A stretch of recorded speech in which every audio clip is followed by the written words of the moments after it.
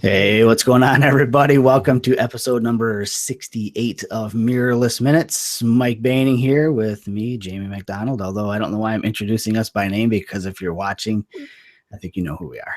I'm hoping you do. Yeah, that's it. I apologize for my funky camera angle because my iMac did something crazy the other day. I don't think I told you about this, Mike. So I was working on photo, and I turned this way to my left where my secondary display is to grab actually this glass containing water. And I heard a loud crack, and I thought, holy cow, what the heck was that? And I didn't even think that it was something to do with my computers. And I turned to look, and my iMac's display had tilted and was facing down. Ooh. And it turns out that the hinge mechanism pretty much just exploded in my iMac. And I guess it's a known thing for the 20. Oh, are you serious? You mean in the laptop? It's inside the iMac. So inside it. So where your base goes into the body, there's a hinge in there, and the hinge, the spring, it's one of the guides that keeps tension on that spring is made out of, good job, Apple, plastic. And that plastic has a crap load of tension on it from that spring, which is designed to hold up the weight of your entire iMac. And well, mine broke. So oh my God, I am using a stack of Nisi filter step down ring cases, all stacked up to hold up my $3,000 iMac. So I'm kind of pissed, in case you can't tell, Apple. I was just going to say, so would you not suggest that Nisi build iMac stands? I mean, that's no, I would suggest Apple don't be okay when they do your stuff next time. Thanks, Apple. Holy cow. So anyways, that's kind of the part of this. I had swiveled my display so that I could engineer something about as equivalent as what Apple engineered for their display support, which is basically just plastic. Well, there you go.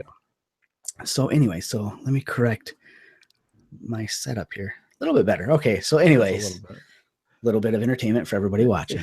And I suppose people are probably watching not to listen to me whine and complain about your Mac. Yeah.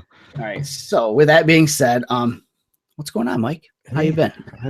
I haven't seen you much lately. I know. I'm hoping I can. I mean, if anybody is following me on Facebook or anywhere else, I don't even know if I've put out more than 2 posts the last week and a half. You know, I did see you over the last 2 weeks. I think it was on a milk carton. Yeah, exactly. Yeah, that day job thing really took its toll the last week and a half. Yeah, holy smokes. And but you know, at the same time, at least I wasn't in Michigan weather, so it was beautiful Orange County, California. And you know, it's funny what we were talking before the show. I still shot 300 or so shots. I shot a reception. I shot another dinner, a fun scavenger hunt walk, but it was all for work. So it was like, oh, okay. Got to use some stuff that I'm not always using, like flashes and stuff. Yep, using those skills to pay the bills. I'm full of stupid rhetoric today. Okay, so. But yeah, I'm happy to.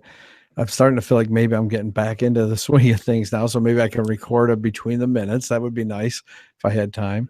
Yeah. And but I'm going on vacation Friday, so not a bad deal. No, it all pays off in the end. Yeah, exactly. Going out towards Alex's area there in Phoenix. It's only I think 105 on Friday. Nice. I don't know. I'm not built for the hot weather, so I'll take it compared to this 50. Yeah, you got a good point there. Maybe get up into the mountains, right? Flagstaff area. Exactly. So, but you've been busy. I mean, you didn't breathe this whole weekend. It was all photo related, wasn't it? I mean, between the camera mall from the kickoff at camera mall that I had to miss because of work, and then all the way through, really. Yeah. So I guess since last episode, I think on last episode we mentioned the things that I was going to be doing with Camera Mall and Olympus in Ann Arbor. And so basically what I did there was on Thursday night, 2 weeks ago, I went to a drink and click, or helped work at a drink and click, super fun event. They have that's probably one of the photos I should have queued up as one of the ones I shot there. And I just didn't even think about it. But so Thursday night was a drink and click, and I was there till probably 10:30 or 11, and it was a blast. A great turnout, probably 130, 140 people were there. Good time. Got to give away a couple of Olympus cameras. That's always nice. the woman who won the, I think we gave away an EM10 Mark II.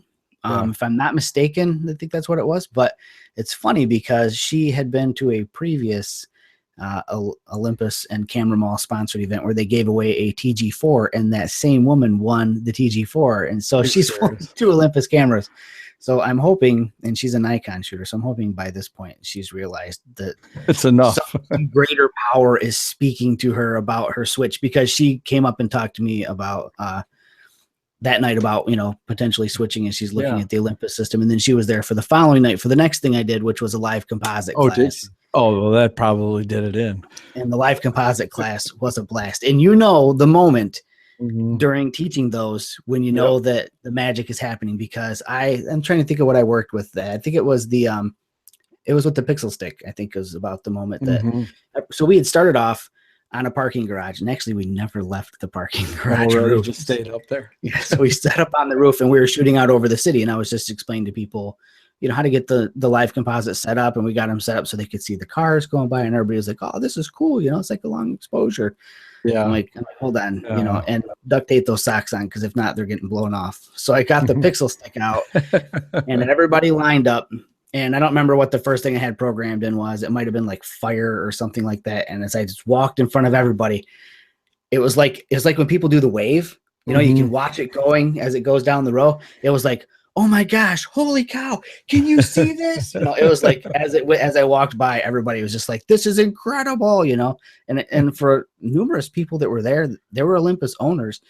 They had never used live composite, or not used it in a way that really showcased what it could do. So that's interesting. We had that in that San Francisco workshop, and they actually had Olympus cameras, and they knew about it. They heard probably me talking about it before or something, but yeah, exactly. All of a sudden they're going, oh, this is nice. It's like, yeah, it is cool. So it was a super, I would say, successful evening. I think a lot of people walked away with really cool photos, and I think I saw some of them. Some people posted them. Did you do the pixel stick with the Olympus sign too? Oh yeah. I saw somebody.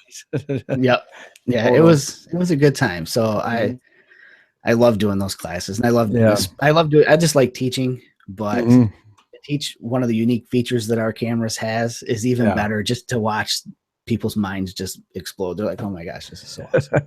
So that was that weekend. That was Thursday, Friday. Right? Yeah, and then the weekend just went on. As a typical weekend. I don't think that there was much super incredible about that weekend. This past weekend though was pretty interesting. So if you're a friend with me on Facebook, or if you are someone who has liked my McDonald Photo Facebook page, then you probably saw some of the posts or the live broadcasts of this past weekend on Saturday. Excuse me. I had a film crew fly in that Olympus brought in to shoot some video of me. I can't really elaborate on it yet, what exactly it is. But it's a really cool thing that they were working on, a big project that they wanted to loop me in on, because they felt like that what I'm doing with them is representative of a bigger thing. I can't, I'm just being so vague. It's ridiculous, but to sum it all up though, it was cool to see how a video production works, like not like a video production like I've got right here, with like a Rode mic on it. I'm talking about big equipment, generators running to power lights, and that whole thing, and a real film crew type situation. It was really cool to just watch that creative process, to watch the logistics behind it, how everything. It's a real process, isn't it? Like logistically, I know when I shared that website with you that we did at work, and the film crew that came, I mean, there were like 9-10 people, guy with 2-3 drones are flying around, and it's like, what the heck? I show up with my DJ Mavic, and I'm hoping to get some shots. These guys are like professional people here. But that's what I did this past weekend. It was just working on that, and that was, like I said, it was a really cool experience, and I can't wait to be able to see the end result and to be able to share it when that comes around. So I think that'll be probably end of May into June time frame. But yeah, it was wild to work with, an art director, and it was just weird. It was a cool experience, and I hope to get to do it again sometime soon. That was pretty cool. Different, very different. I like Bob's comments. Are you seeing any comments? The one where Bob says he ignores me anyways? No, about the barn. Oh, yeah. Make a pretty good guess. That's good. No, actually, Bob, you probably can't guess. And that's the cool thing about this, is that it's completely different than probably what anybody would expect. Yeah. And that's actually what makes it really good. But all right. What else? We'll move on for that. So here's something ridiculous. Yeah. And this is just, I don't know if I should be hurt by it or offended by it or upset by it or happy because it allows me to do what I'm doing right now. But, we have no one claim any of these prizes that we're trying to give away. Like, what's going on, people? You need to follow up and watch these episodes or listen to the podcast. I mean, I love it that you subscribed, but if you're not going to watch or listen, why did you subscribe? Yeah. So that means that the beanie and the coffee mug that we tried to give away last week did not get given away. No, they were not claimed. So we drew 2 new people, and we're giving away also the shirt that I'm not wearing tonight. It's a different shirt. It's the long sleeve one that we were talking about. Yeah, it's kind of like that cool one. Yeah, it's like the wicking one or whatever. It's a comfortable shirt, really comfortable shirt. So we're gonna give that away tonight too, and I'll just get the ball rolling on that. Cool. We'll start off with the beanie. So the beanie is being given away to Jeff Pearsons. So Jeff, hopefully you're one of those people that actually listens to the show or watches the show. That would be awesome. And again, I'll say it here, but I'll also put it in the description below so I can get a crap load of spam. But the email address to reach out to me at info at jmacdonaldphoto.com. And if you don't get through that way, try it via Facebook or whatever, but I prefer the email. So Jeff Pearsons wins a beanie just in time for summer. I'm sure Bob's probably mentioning that at this point. Maybe not. And the next one is the coffee mug that we tried to give away on the last episode. So we're like 3 episodes in and have not given anything away. People, come on, take this stuff. The coffee mug we're giving away to Duncan Armitage. Come on. I know I've interacted with Duncan. I know I have a couple of times. So I think you're watching or listening. So that's the coffee mug. And then the last one is the sport shirt. And that is to Kirby Brown. And I like that Kirby Brown spells his first name different than everybody else. Or I like that his parents did that. It's Kurby, Kirby Brown. So you guys email me at info@jmacdonaldphoto.com or just reach out to Mike or I via social media, however you can do it. And we'll make sure that you guys get your goodies. Yeah, and what's nice is when they get the code, we don't have to necessarily send them anything, right? I mean, they get the code and they go on, so they don't have to wait. They don't have to give us an address. They get to go on and buy something. I'll bet Jeff Bettman wishes it worked that way because I apologize, Jeff. I did not send your package out. I've been kind of tied up, so it probably will end up having to just drive it to your house. I was just going to say, Jeff should probably just drive over and see you. Right, because I'll be gone all next week in Philly. So I don't know. I feel bad, but you'll get it. I promise you'll get it. Kind of where I live, sort of. At least we're in the same state. So I guess I will just kind of segue into, we gave away like 3 cool things. Let's talk about like discounts. Let's give out some discounts. We can give out discounts. So I have this cool new tripod back here. Vanguard, one of my sponsors, just came out with this new tripod. This is the Alta Pro 2 Plus. Super cool. Not like 100% out there available yet, but I think it's going to be like literally any minute now. Do you want one? I can give you 20% off. How about that? 20% off or 20% off. Anything, right? You can't see it, but behind the banner, I've got like 8 bags hanging up. They make all kinds of bags. I'm getting totally hooked on their line of bags, everything from sling bags to backpacks, to messenger style bags, you name it. They make it all. And if you want to save 20% off of a Vanguard purchase, just use the code Mirrorless20, Mirrorless20, and that'll knock 20% off. So not a bad deal. It's probably one of the best discounts I've ever been able to give out. They even beat our best Olympus discount by 5%. And they're a Michigan company, am I right? Yes, they are. So right. I like that. I'm all about supporting a Michigan company. And that was something cool I got to do the night that I did the night that I did the live composite workshop. Another member of their pro team, Mark Miller, him and I and our buddy Seth all got to visit the Vanguard headquarters. And that's cool. That's actually where I picked up that tripod. It was like hand delivered. Unlike me and Jeff Bettman. Sorry, Jeff. If you can't tell, I feel a little guilty about having not shipped that out yet. And then we can give out another discount code. And this discount code is from a new sponsor for the show, which is cool because we actually have like an official show sponsor. A real sponsor. Like they actually said, we're going to sponsor your show. And it's a subject that's like, and it's a sponsor that I definitely want to talk about because it's something that as a photographer, it's one of those things that's always on your mind. And if it's not on your mind, it's going to be at some point in time because you're going to. It's going to be too late if it's not on your mind. So everybody hopefully knows what this is, right? This is a hard drive. This is where all your pictures usually end up going on one of these, or if you're richer than me, an SSD, but a hard drive nonetheless. The next thing we're going to talk about as a show sponsor isn't a hard drive manufacturer, but it's a place to stick those things. And the sponsor I'm talking about is Drobo. Drobo makes these. I'm trying to think of the best way to describe what a Drobo is. If you've got an external hard drive, and I'm just breaking this down for like super layman's terms here. If you're familiar with what an external hard drive is, that's great. Most of the time they have a single drive in them. Right. Sometimes they might have two drives in them. So you're putting information on one, and the other drive is just a mirror of the other one. Okay. And Bob is probably just going nuts at how basic I'm explaining this, but I'm not going to get into the different versions of RAID, Bob. But anyways, a Drobo is this big box that allows you to put 5 hard drives in it. And the hard drives can be of different sizes, different manufacturers, whatever.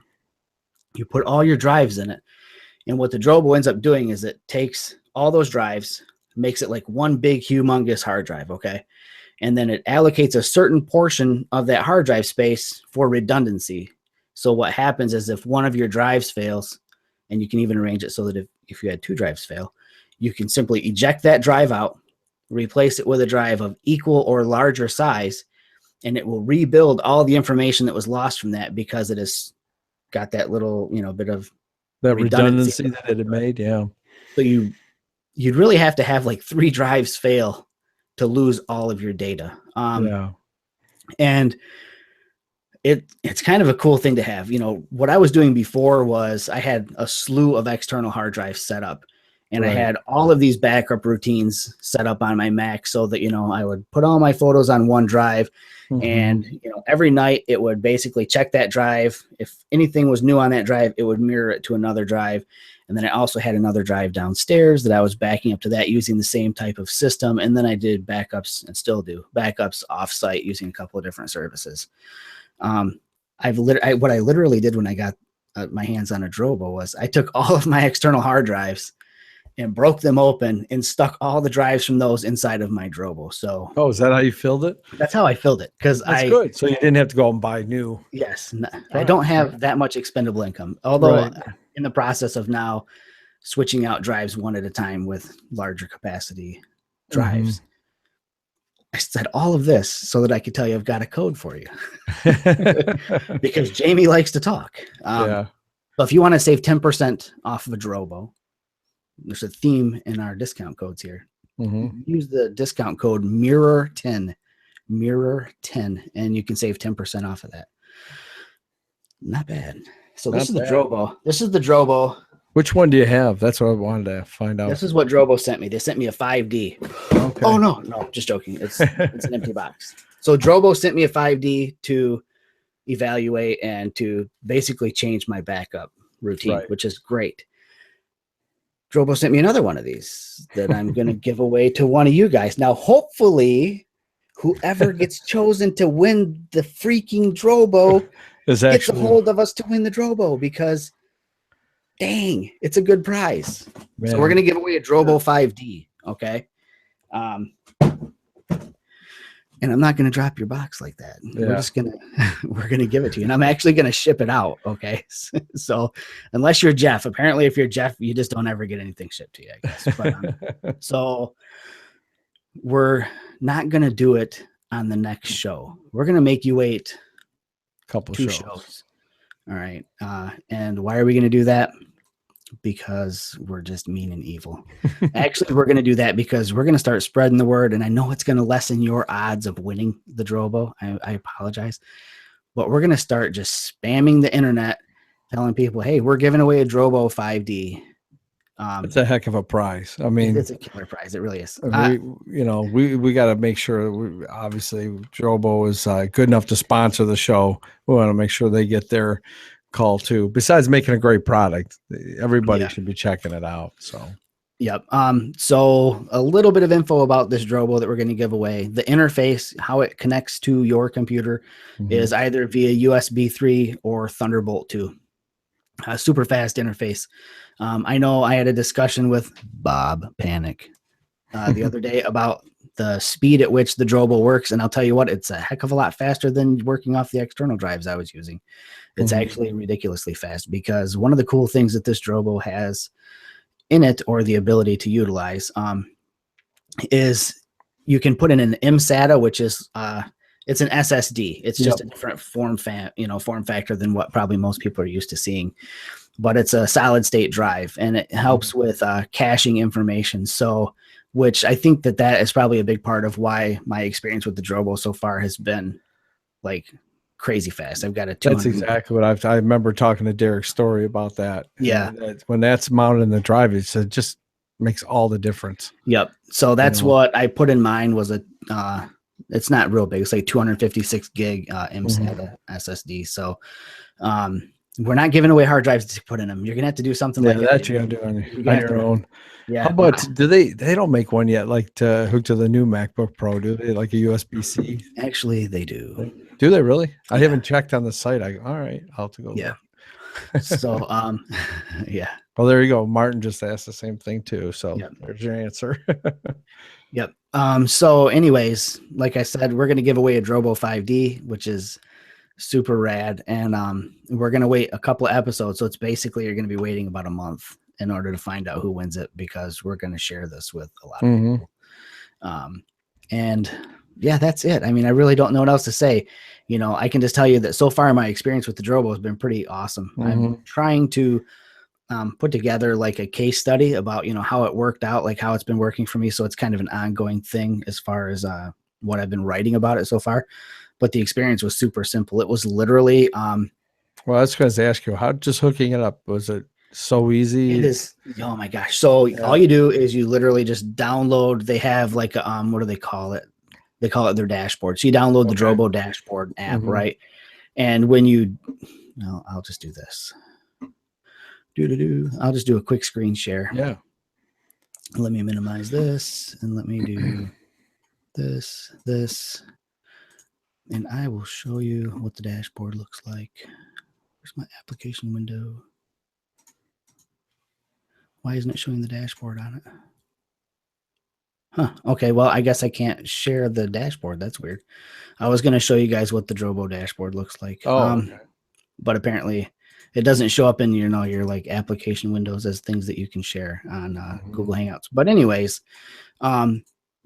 it's really simple. It's got a cool interface that basically is a visual representation of your Drobo, and it shows you, how many drives are in it, what the capacity of each hard drive is. It tells you how much space you have available, and it tells you how much of that space is being used for redundancy and how much actual storage space you have, because you sacrifice some of your capacity. So for example, like right now there are a bunch of smaller drives in here. So my total capacity is like 9 terabytes.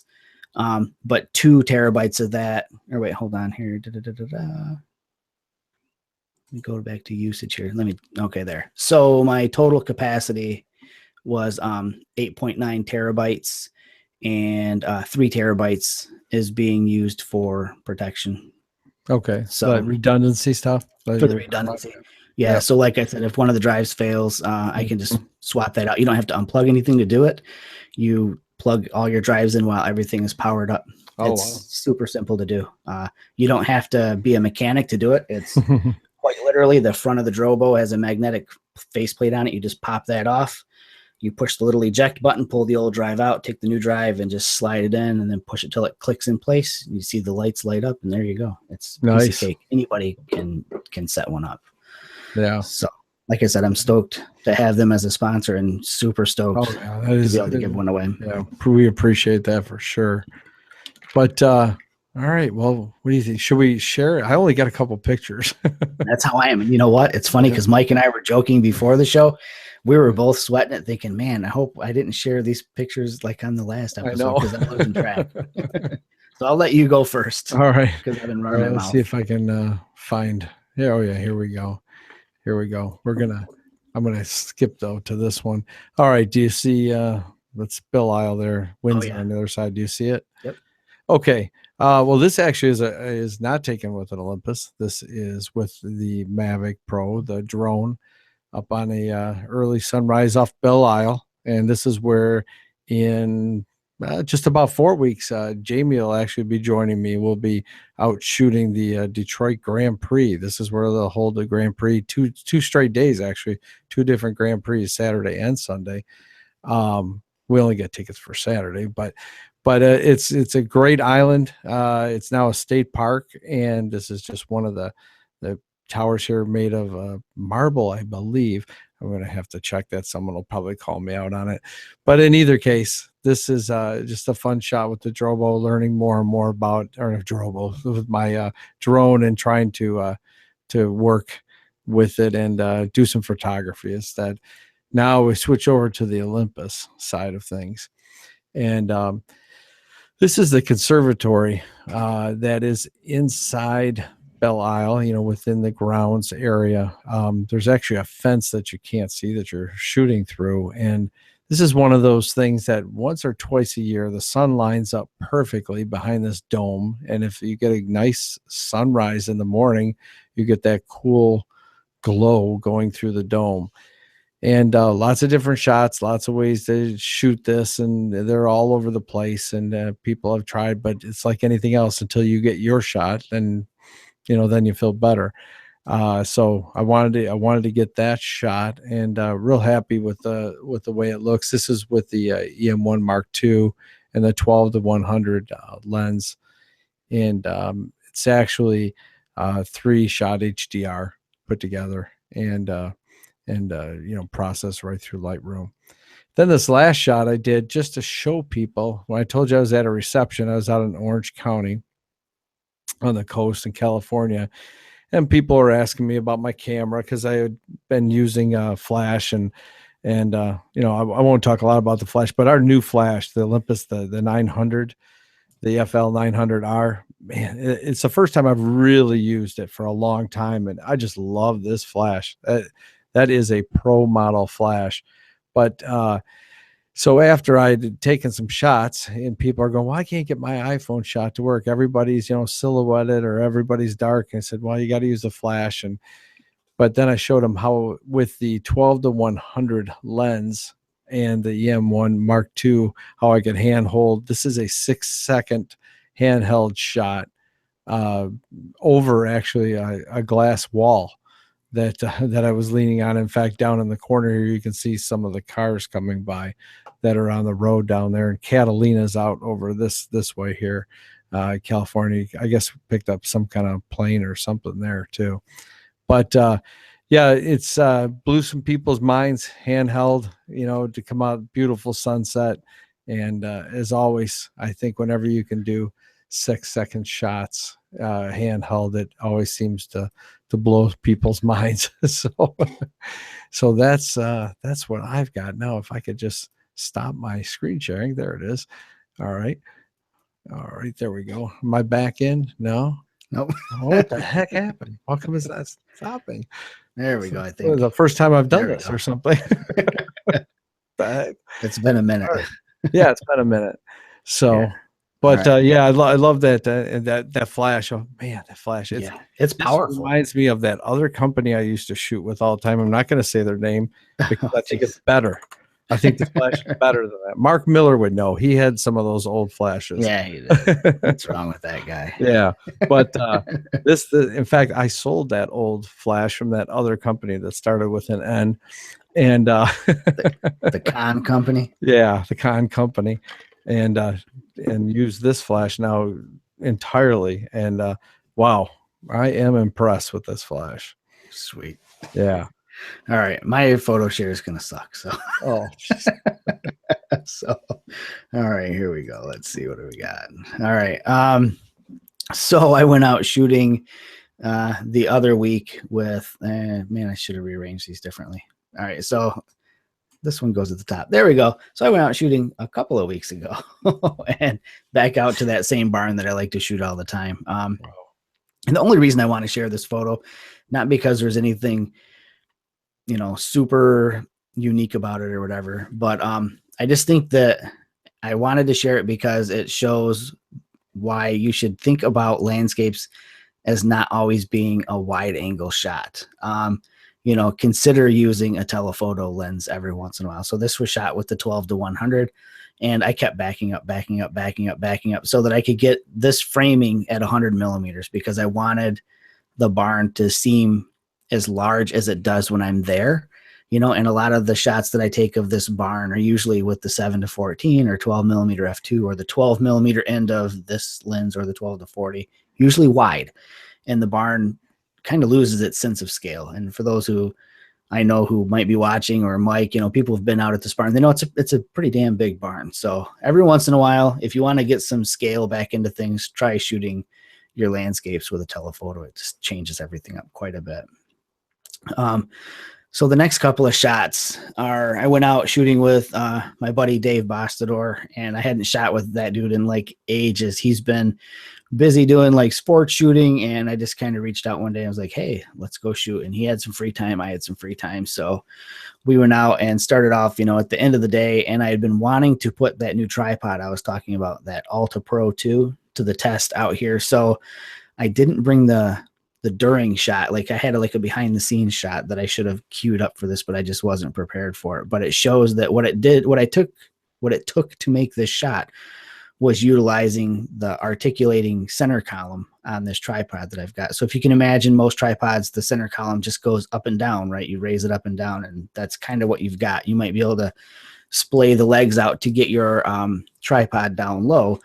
But with the Alta Pro, what you can do is you can actually flip that center column so that it lays horizontally. And that's what I did, is I splayed the legs out on the tripod between a couple of rocks, and then actually had the head of the tripod hanging out over the water here in this location. And then I was using the Nisi filters that I've been shooting with lately to just kind of lengthen out the exposure time here. Cause you can see in the sky, it was pretty bright. It's practically blown out, along the trees here and in the clouds. And this was probably longer than I needed to run it, but I just was kind of testing things out to see how long I could run the exposure. And I think it's probably about 4 seconds. So, but again, this is one of those examples where having the right kind of tool for the job definitely comes in handy, because the only other way I could have got this shot was to stand in the water, and well, it's just not going to happen.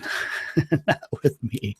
And then Dave and I ended that evening at a nearby lake to shoot the sunset, and it was great. And again, this is another one of those examples of how perspective can change things. So this is shot with the 7-14 Pro at 7 millimeters, I think, if I'm not mistaken. And the reason I'm even sharing this is because the rocks that are down here, while they might look big in the next shot, you can kind of see they're really not even big enough to fill the palm of your hand. They're actually really small. And so this shows again what that center column can do on this tripod. It's actually flipped 180 degrees, so it's facing straight down, and the camera's dangling upside down to get that perspective. Not to say you couldn't get that perspective, from another piece of equipment, but this one just happened to make it really easy. I just literally let the head flip over the other way and take the shot. And then the last one, man, I don't know. I probably shared some of these shots on the previous one. I think I might have shared this one, but if I didn't, then good. So camping season's coming up. People that listen to me talk know that I spend a lot of time on the west side of our state. And this is one of my favorite places to visit. It's a dog beach. It's a place where you can take your dogs to the beach and let them run without a leash on and just splash and have fun. But the beautiful thing about this beach are these old wooden pylons or pilings that make their way out into the lake. And an even more beautiful thing is the time of year when I was there shooting this, just a couple of weeks ago, nobody's there with their dogs. So I basically had the beach completely to myself. And while the sun wasn't 100% visible at sunset, it was still great to get some color in the sky and be able to shoot, with nobody there. And again, this is with the Nisi filter system. And I was stacking a couple of filters up to get a longer exposure. So the reverse graduated neutral density filter, perfect for sunsets, and then stacked an ND filter on top of it so I could lengthen up my exposure time to soften up the water. And the last photo is from the live composite class that I took. So I took 2 photos during that whole class. I took the one on the left with my phone, and I took the one on the right with, well, it's actually the one's being shot right here. So just again, wanted to show off that articulating head on that tripod and show you that I actually do take photos every once in a while when I'm teaching classes. Not often enough, though. I was a little bummed I didn't get to take more photos, but hey, I had a lot of fun just teaching everybody how live composite works. And I'm taking a drink. And Mike's on muted. Yeah, that's funny you say that about not taking photos. That's what I felt like on that workshop too. I got back, everybody's going through their photos and go, I forgot to take photos. Yep. I'm helping, you're helping people, especially on live composite stuff, because you like when we were in Philly, you really wanted to see everybody succeed with those great shots. Yeah. Thanks. And you can do so much with them. That's for sure. That barn one is right on the money though, using that telephoto, because that thing is gigantic. You have to see it like that. Oh yeah, definitely is. And it sits so in the middle of the field too. I mean, it really is just out there. Yeah, it's far out there. It's one of my favorite locations to shoot, without a doubt. Obviously I go back to it, constantly. Right. But that's kind of part of the thing too, that I tell people is to find something like that in your area, that's appealing to you, and just revisit it throughout the course of the year, because, the scene changes all the time throughout the year.